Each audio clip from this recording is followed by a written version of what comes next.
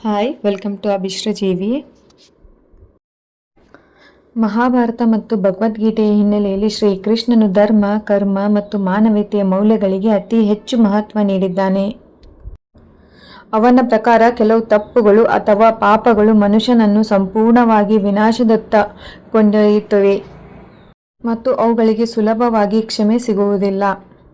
ಶ್ರೀಕೃಷ್ಣನ ಬೋಧನೆಗಳ ಪ್ರಕಾರ ಕ್ಷಮೆಗೆ ಅರ್ಹವಲ್ಲದ 10 ಮುಖ್ಯ ತಪ್ಪುಗಳು ಇಲ್ಲಿವೆ. ಅಹಂಕಾರ ಮತ್ತು ಮದ. ತಾನೇ ಎಲ್ಲದಕ್ಕಿಂತ ಶ್ರೇಷ್ಠ ಎಂಬ ಅಹಂಕಾರ ಭಗವಂತನಿಗೆ ಎಂದಿಗೂ ಇಷ್ಟವಿಲ್ಲ. ಅಹಂಕಾರವು ಮನುಷ್ಯನ ವಿವೇಕವನ್ನು ನಾಶಪಡಿಸುತ್ತದೆ. ಕೃಷ್ಣನು ದುರ್ಯೋಧನನ ಅಹಂಕಾರವನ್ನೇ ಅವನ ವಿನಾಶಕ್ಕೆ ಕಾರಣವಾಗಿಸಿದನು. ಎರಡನೆಯದು, ಹೆಣ್ಣಿಗೆ ಅವಮಾನ ಮಾಡುವುದು.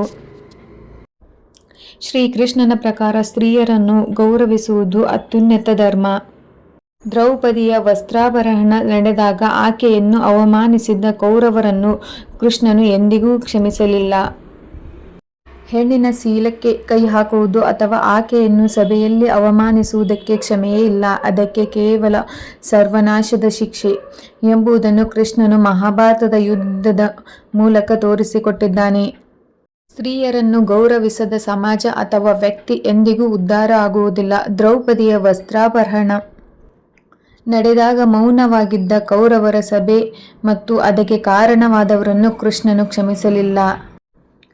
ನಂಬಿಕೆ ದ್ರೋಹ ಮತ್ತು ವಂಚನೆ. ತನ್ನನ್ನು ನಂಬಿದವರಿಗೆ, ಸ್ನೇಹಿತರಿಗೆ ಅಥವಾ ಆಶ್ರಯ ನೀಡಿದವರಿಗೆ ದ್ರೋಹ ಮಾಡುವುದು ಅತ್ಯಂತ ದೊಡ್ಡ ಪಾಪ. ವಂಚನೆಯ ಹಾದಿ ಹಿಡಿದವರಿಗೆ ಕರ್ಮದ ಫಲ ಕಠಿಣವಾಗುತ್ತದೆ. ದುರ್ಬಲ ಮತ್ತು ನಿರ್ದೋಷಿಗಳ ಮೇಲೆ ದೌರ್ಜನ್ಯ. ತಮಗಿಂತ ಶಕ್ತಿಹೀನರಾದವರನ್ನು, ಪ್ರಾಣ ಪಕ್ಷಿಗಳನ್ನು ಅಥವಾ ನಿರ್ದೋಷಿಗಳನ್ನು ಪೀಡಿಸುವುದು ಮತ್ತು ಅವರ ಹಕ್ಕುಗಳನ್ನು ಕಸಿದುಕೊಳ್ಳುವುದು ಕ್ಷಮೆಗೆ ಅರ್ಹವಲ್ಲದ ತಪ್ಪು.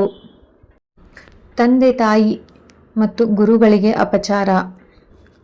ಜನ್ಮ ನೀಡಿದ ಹೆತ್ತವರನ್ನು ಮತ್ತು ಜ್ಞಾನ ನೀಡಿದ ಗುರುಗಳನ್ನು ನಿಂದಿಸುವುದು ಅಥವಾ ವೃದ್ಧಾಪ್ಯದಲ್ಲಿ ಅವರನ್ನು ಕೈಬಿಡುವುದು ಮಹಾಪಾಪ ಎಂದು ಕೃಷ್ಣ ಹೇಳುತ್ತಾನೆ. ಧರ್ಮದ ಹೆಸರಿನಲ್ಲಿ ಅಧರ್ಮ ಮಾಡುವುದು. ಧರ್ಮದ ಮುಖವಾಡ ಧರಿಸಿ ಒಳಗಡೆ ಸ್ವಾರ್ಥ ಮತ್ತು ಅಧರ್ಮದ ಕೆಲಸಗಳನ್ನು ಮಾಡುವುದು. ದೇವರಿಗೆ ಮಾಡುವ ದ್ರೋಹ. ಇಂಥ ಕಪಟತನಕ್ಕೆ ಕ್ಷಮೆಯಿಲ್ಲ. ಸಜ್ಜನರನ್ನು ಮತ್ತು ಸಾಧುಗಳನ್ನು ನಿಂದಿಸುವುದು. ಸಮಾಜದ ಒಳಿತಿಗಾಗಿ ಬದುಕುವ ಒಳ್ಳೆಯವರನ್ನು, ಜ್ಞಾನಿಗಳನ್ನು ಮತ್ತು ಸಾಧು ಸಂತರನ್ನು ಕಾರಣವಿಲ್ಲದೆ ನಿಂದಿಸುವುದು ಅಥವಾ ಅವರಿಗೆ ತೊಂದರೆ ಕೊಡುವುದು ಭಗವಂತನ ಕೋಪಕ್ಕೆ ಕಾರಣವಾಗುತ್ತದೆ. ಕೃತಜ್ಞತೆ. ಕಷ್ಟದಲ್ಲಿದ್ದಾಗ ಸಹಾಯ ಮಾಡಿದವರನ್ನು ಮರೆಯುವುದು ಅಥವಾ ಅವರಿಗೆ ಕೆಡುಕು ಬಯಸುವುದು. ಕೃತಜ್ಞತೆ ಹೇಳದೆ ಮಾಡಿದ ಉಪಕಾರವನ್ನು ಸ್ಮರಿಸದೆ ವ್ಯಕ್ತಿ ಮನುಷ್ಯನಾಗಲು ಯೋಗ್ಯನಲ್ಲ ಎನ್ನುತ್ತದೆ ಶಾಸ್ತ್ರ. ಸುಳ್ಳು ಸಾಕ್ಷಿ ಮತ್ತು ಅಸತ್ಯದ ಮಾರ್ಗ.